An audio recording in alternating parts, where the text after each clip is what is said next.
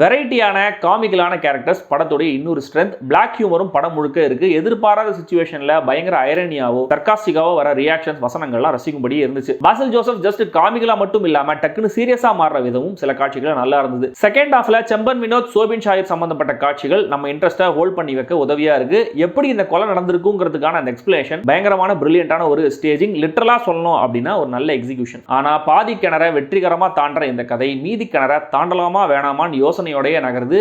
ஏன்னா நிறைய கேரக்டர்ஸ், நிறைய ரெட்டரிங், நிறைய சப்ளாட்ஸ்னு போட்டு ஒரு கட்டத்துக்கு மேல கொஞ்சம் மெஸ்டப்பாவே கதை சொல்லப்பட்டிருக்கு. ஏதோ சுவாரஸ்யமா சொல்ல ட்ரை பண்றாங்கன்னு புரிஞ்சாலுமே கூட அது பெருசா நம்மளுக்கு வொர்க் ஆகல. தேவையே இல்லாத நீளமான காட்சிகளும் அதுக்கு ஒரு முக்கியமான காரணம். ராஷமான் எஃபெக்ட்ல வெவ்வேறு பாயிண்ட் ஆஃப் வியூ சொன்னாலுமே கூட சிலதெல்லாம் ரெப்பிட்டேட்டிவா தான் இருக்கு. ஒரு விஷயத்தை சொல்லிட்டு அப்புறம் அது விஷுவலா இவ்வளவு டீடைல் பண்ணிருக்க வேணாம்ன்ற மாதிரி தான் தோணுச்சு. தென் நடக்காத ஒரு விஷயத்தை சில கேரக்டர் சொல்லும் போதும் அதையும் பயங்கர டீடைலாவே சொல்லி நம்மள போர் அடிச்சிருக்காங்க. ஐயா புரிஞ்சிருச்சு, அடுத்த கட்டத்துக்கு போங்க அப்படின்னு மைண்ட் வாய்ஸ் வெளியே சத்தமாவே கேக்குது.